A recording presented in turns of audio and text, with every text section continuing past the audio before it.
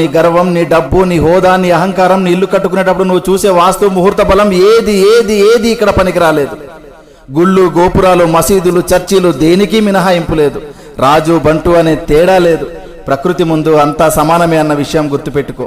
వాస్తవానికి ఒక పేదవాడు ఇల్లు కూలితే మహా అయితే చిన్న చిన్న గాయాలు మాత్రమే. అదే ధనవంతుడు ఇల్లు కూలితే కనీసం శవం కూడా దొరకదు. ఇది గుర్తుపెట్టుకో.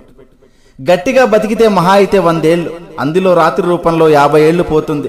మిగిలిన 50 ఏళ్లలో ఏమీ తెలియని పసితనం అంటే బాల్యంలో 10 ఏళ్ళు గడిచిపోతుంది. మిగిలిన 40 ఏళ్లలో చిట్ట చివరి వృద్ధాప్యంలో దినదిన గండంగా 5 ఏళ్ళు గడిచిపోతుంది. ఇంకా నీ కోసం మిగిలింది కేవలం 35 ఏళ్ళు మాత్రమే. ఈ 35 ఏళ్లలోనే నీ చదువు, నీ సంపాదన, నీ కుటుంబ బాధ్యత, బంధాలు, బంధుత్వాలు అన్నీ చూసుకోవాలి. కాబట్టి జీవితం చాలా చిన్నది. ఇది తెలియక కులాలు, మతాలు, పార్టీలు అనే పగలు ప్రతీకారాలతో రగిలిపోతున్నారు. ఇది వద్దు. సాధ్యమైనంత వరకు నీ శక్తి మేరకు నీ సమాజానికి నీకు గుర్తుగా ఏదో ఒక మంచి పని చేసే వెళ్ళిపోదాం. Thank you.